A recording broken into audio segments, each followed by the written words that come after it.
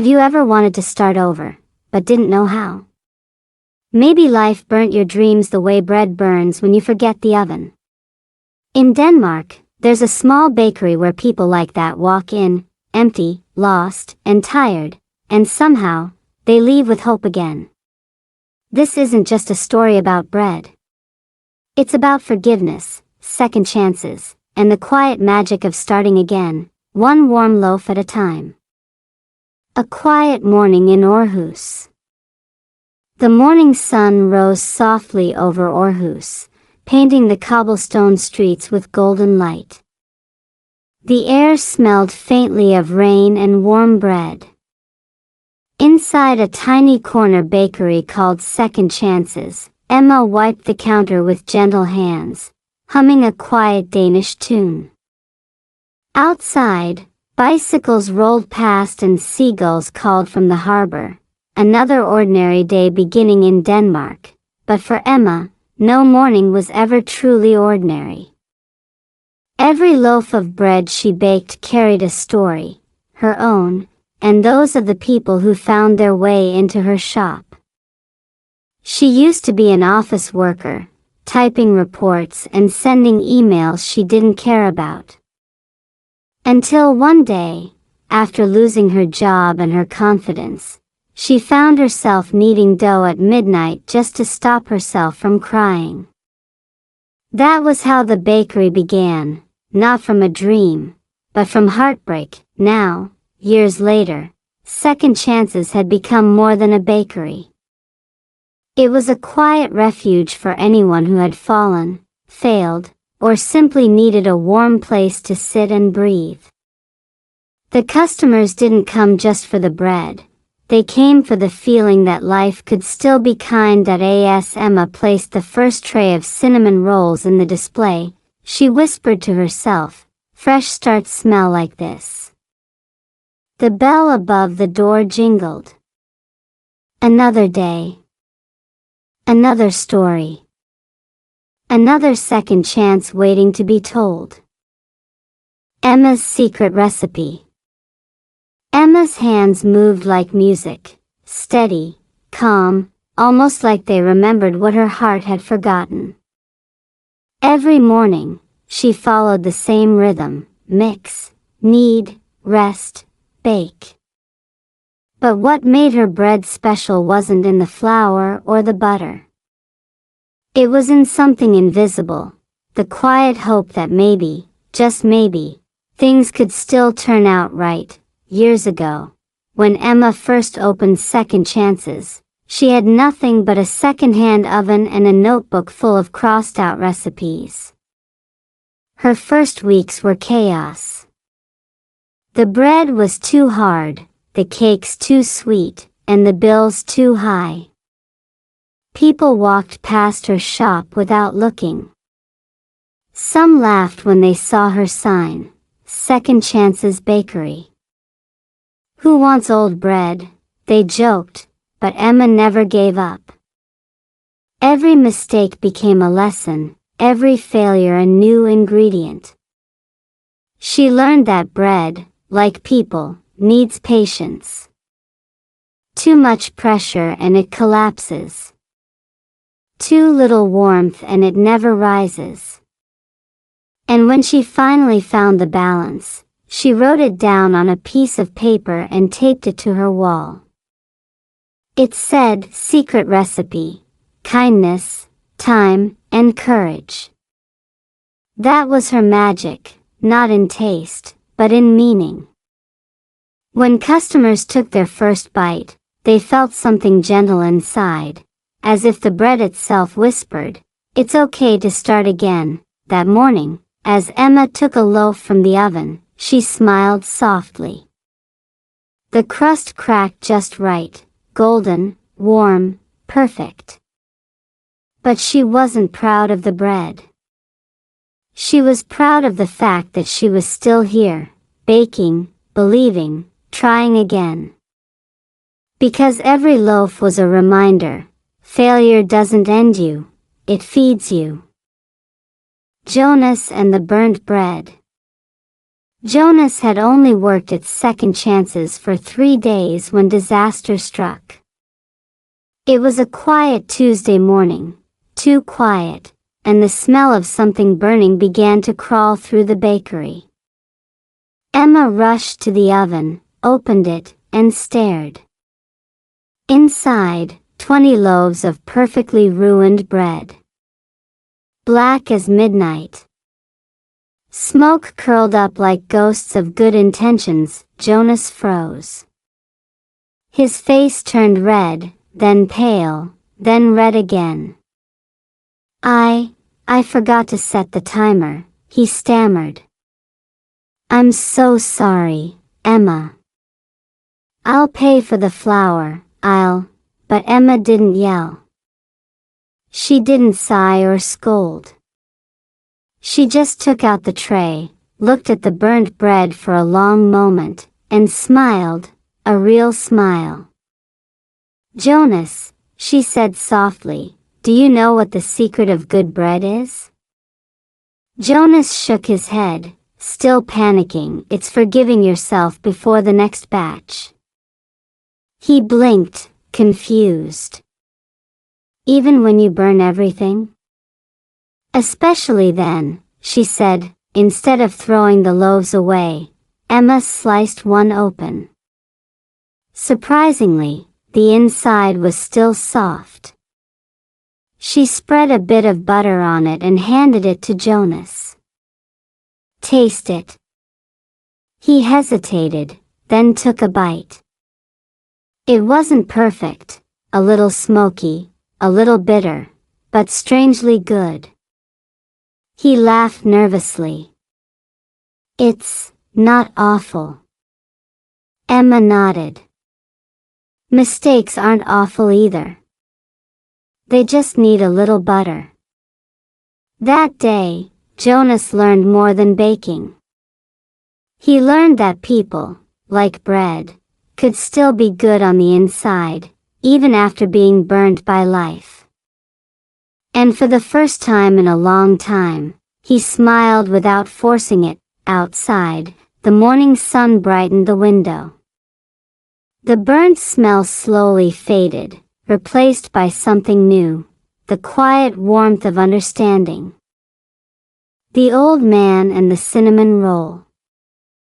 Every morning at exactly 8:30, an old man named Henrik walked slowly to second chances.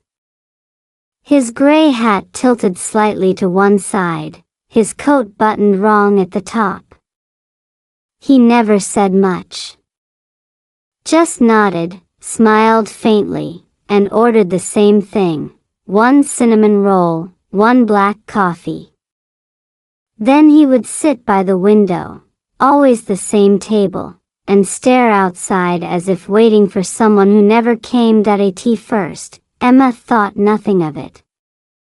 Many customers liked routine. But there was something different about Henrik. He always brought a small, folded napkin, placed it gently on the other side of the table, and set the extra fork there. It was as if he wasn't eating alone. Jonas noticed it too. "Who's the other fork for?" he whispered one morning. Emma smiled softly but didn't answer. She'd learned that some stories unfold only when they're ready. Days passed. Rain, wind, sunshine, and Henrik kept coming. He would look at the cinnamon roll before eating, close his eyes for a moment, then whisper something under his breath. His eyes always glistened, but he never cried. Until one day, when Emma finally walked over and gently asked, "Do you mind if I sit with you?" Henrik looked surprised but nodded. For a while, they sat in silence. Then he said quietly, "My wife used to love your cinnamon rolls. Every morning, we'd share one here. She passed away last winter. I tried staying home, but the silence there is louder than anything." Emma's throat tightened. She didn't know what to say, so she didn't say anything. She just broke a cinnamon roll in half and handed it to him. He smiled weakly. "It still tastes the same," he said. "Sweet, but with a little ache in it." Emma looked down at her own half. "Maybe that's how we know something's real, when it's sweet and sad." Henrik nodded. "Maybe that's how love works too." After that day, the empty chair by Henrik's table didn't seem so lonely anymore. Sometimes Jonas joined him for coffee. Sometimes other customers sat there, sharing stories of their own. Somehow, the cinnamon roll became more than a pastry. It became a memory passed from one heart to another, and every morning, as Emma watched Henrik walk down the street, she whispered to herself, "Some second chances don't come as new beginnings. They come as the courage to remember." Outside, the Danish sky stretched wide and soft. Inside, the smell of cinnamon lingered, warm, comforting, a little sad, and completely alive. When it rains in Denmark.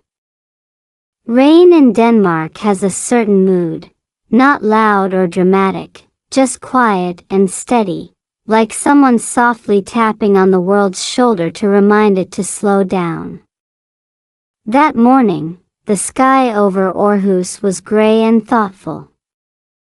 The streets shimmered with puddles, and people hurried past with umbrellas, faces half hidden behind scarves. Inside second chances, the bell above the door jingled more often than usual.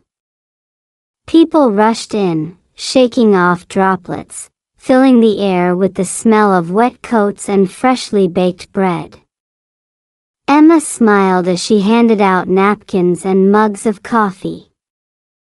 Rain always made the bakery feel smaller, warmer, as if the whole world was squeezing itself into that tiny room to stay dry. Jonas was wiping the counter when a teenage girl walked in, drenched from head to toe, holding a small paper bag protectively against her chest. "Sorry," she said, shivering. "Do you mind if I sit here for a bit?" "Of course," Emma said. "Sit anywhere you like." The girl took a corner seat by the window, carefully placing her soggy bag on the table. Jonas brought her a towel and a cup of cocoa. After a while, curiosity got the better of him. "What's in the bag?" he asked, half smiling. The girl hesitated, then opened it slightly. Inside was a loaf of bread, cold, uneven, clearly homemade. "It's my first try," she said shyly. "It didn't turn out well. I was going to throw it away, but then the rain started." Emma walked over, her eyes kind. "May I?" she asked. The girl nodded. Emma broke a small piece, tasted it slowly, and smiled. "It's not bad at all. A little too much salt maybe, but it has heart." The girl blinked, surprised. "You think so?" Emma nodded. "Bread doesn't care how it looks. It only cares that you tried." The girl laughed quietly, wiping her eyes with her sleeve. "My mom used to say that before she left." Her voice trembled a little, but she smiled again. "Maybe I'll try again tomorrow." As the rain kept falling, the bakery filled with stories. Henrik shared memories of his wife. A young couple at another table talked about moving in together. An old teacher corrected Jonas's Danish pronunciation between bites of rye bread. Everyone seemed to soften, Like the rain had washed away their worries for a while, Emma looked around and felt something shift inside her. This little bakery, born from her own failure, had somehow become a shelter, not just from the weather, but from loneliness. It wasn't the bread or the coffee that brought people in. It was the quiet permission to be human, to be flawed, and still be welcomed. As the day faded, the rain finally stopped. The sky opened just enough for a ray of golden light to slip through the clouds. It hit the window where droplets sparkled like tiny stars. Emma stood there, watching the reflection of her customers, laughing, talking, living, and whispered to herself, maybe storms aren't here to ruin things. Maybe they're here to make the world smell fresh again. Jonas looked up from wiping the counter. "What did you say, Emma?" She smiled. "Nothing, Jonas. Just thinking how beautiful the rain tastes." And in that little bakery, under the gray Danish sky, the scent of second chances mixed with cinnamon, cocoa, and quiet laughter, soft proof that warmth doesn't always come from the oven. The letter by the window. The next morning, the world outside the bakery looked freshly washed. The air was crisp, the sky pale blue, and the cobblestones still glistening from yesterday's rain. Emma opened the shop early, as she always did, to prepare the morning loaves. But something unusual caught her eye, a small corner of yellowed paper peeking out from behind the window frame. At first, she thought it was just an old receipt or an advertisement that had slipped in with the wind. But when she gently pulled it out, she realized it was a letter, folded carefully, tied with a thin red string. The paper smelled faintly of flour and cinnamon. On the front, in shaky handwriting, were the words, "For whoever still believes in second chances." Emma's heart skipped. She untied the string, unfolded the paper, and began to read. "Dear Baker, I don't know if this place still exists, or if anyone will ever find this. Years ago, I worked here, not as a baker, but as a boy trying to find his way. I was 16, angry at everything, convinced the world had already decided who I was. One day, after breaking something valuable, I ran away. I never said sorry, but this bakery changed me. It taught me what patience tastes like. It taught me that kindness is not weakness, it's warmth. If you're reading this, thank you. For keeping the ovens warm. For keeping hope alive. From a boy who once burnt the bread, but learned to bake again." Emma stood there for a long moment, her hands trembling slightly. The letter felt alive, like a whisper from the past, like proof that what she'd built truly mattered. She wondered if the boy might have been someone she knew, maybe one of her old helpers before Jonas, or perhaps a stranger who'd simply passed through and found comfort here. When Jonas arrived, she showed him the letter. He read it quietly, eyes softening with each line. "Do you think he's still around?" he asked. Emma smiled faintly. "Maybe not. But his words are." She placed the letter in a small wooden frame and hung it near the window where the morning light could touch it. Beneath it, she wrote in Danish, "Everyone deserves another try." For the rest of the day, customers noticed the letter. Some read it silently, some smiled, one woman even wiped away a tear. It became a quiet part of the bakery, a story within a story, a reminder that no good act ever disappears completely. That night, after closing, Emma sat by the window with a cup of tea. The streets were empty, but the bakery still smelled of sugar and warmth. She thought of the people who had walked through her doors: Henrik, the girl with the salty bread, Jonas with his burnt loaves, and now this mysterious boy from the past. Each of them, she realized, had left something behind, a piece of their heart, mixed into the walls and the flour dust on the counter. Maybe that was the real secret ingredient all along, the quiet proof that when life gives you a second chance, you leave a bit of it for someone else to find. She smiled softly, tracing the edge of the letter with her fingers. "Thank you," she whispered. Outside, a gentle wind brushed against the window, almost like the world itself was answering. Do second chances taste sweeter?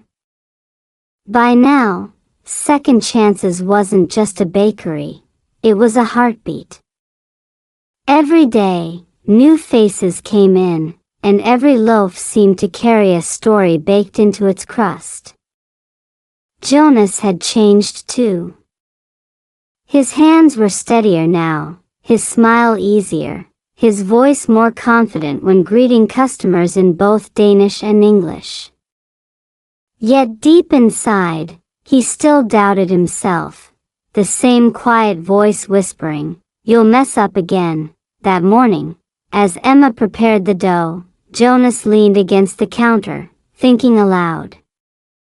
"Emma," he said softly, "do you ever wonder if people like us really deserve a second chance?" Emma paused, dusting flour off her hands. "Every day," she said. "But I stopped waiting for someone to give me one. I started baking my own." Jonas chuckled. "So, like bread?" "Exactly," she smiled. "You knead it, shape it, and let it rise. It takes time, warmth, and patience. Just like healing." He nodded, but his expression stayed thoughtful. Later that day, when a rush of customers came in, Jonas accidentally dropped an entire tray of croissants. They hit the floor like soft, buttery tragedies. The room went silent for a moment, and then Emma laughed. Not mockingly, but gently, like rain tapping on a window. "It's okay," she said, kneeling to help. "You can't make something new if you're afraid of dropping the old batch." The customers laughed too, and Jonas felt his embarrassment melt into something warmer. That night, after closing, he stayed behind to bake another tray, not because he had to, but because he wanted to prove to himself that he could. The air filled with the smell of butter and hope. When the croissants came out of the oven, golden and perfect, he took one, broke it in half, and brought it to Emma. "Here," he said shyly. "Try this." She took a bite, eyes closing for a moment. Then she smiled, a real, glowing smile. "You did it, Jonas." He looked at her, uncertain. "It tastes better than before." "Of course it does," she said. "Second chances always do." Jonas sat down, still holding half the croissant. The bakery was quiet except for the soft ticking of the clock and the hum of the refrigerator. He thought about everything that had happened, the burnt bread, the rain, Henrik's stories, the letter in the window. Somehow, they all tasted like this, a little sweet, a little sad, perfectly real. Maybe that was the secret no recipe could capture, that the best things in life come after mistakes, not before them. Maybe sweet isn't the opposite of bitter at all, but the result of surviving it that he took another bite, smiling to himself. Outside, the Danish night stretched calm and blue, and through the glass, he could see the reflection of the bakery sign glowing softly. Second chances. For the first time, Jonas understood what those words really meant. Not a place, not even a dream, but a promise that no one is too broken to rise again. A new morning, a new batch. The next morning, the sky over Aarhus was painted in soft gold, and the air outside the bakery felt crisp and new, like the world itself had been baked fresh overnight. Emma unlocked the door as the first rays of sunlight touched the sign, Second Chances Bakery. The letters seemed to shimmer as if whispering, "Here, every day begins again." Inside, Jonas was already at the counter, flour on his hands, a focused look on his face. He had arrived earlier than usual, not out of duty, but from a quiet excitement to start the day. When Emma walked in, he grinned. "I made a new recipe," he said. "It's not perfect yet, but it feels right." She smiled. "Then it's already halfway there." The smell of freshly baked bread filled the air again, soft, warm, and comforting, the kind of smell that makes you believe everything will be okay. The customers started to arrive. Henrik, with his usual cinnamon roll and an extra fork, now used to share with whoever sat beside him. The young girl with the salty bread returned too, proudly carrying a new loaf she had baked, and this time, it looked beautiful. The bakery hummed with quiet laughter and soft conversation.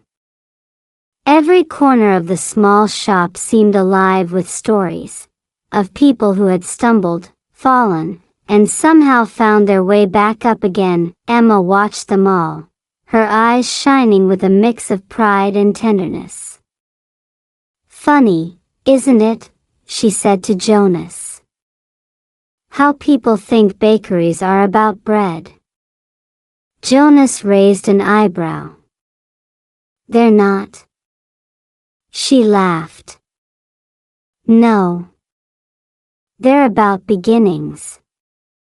For a while, they stood there, side by side, looking out the window as the city slowly woke up.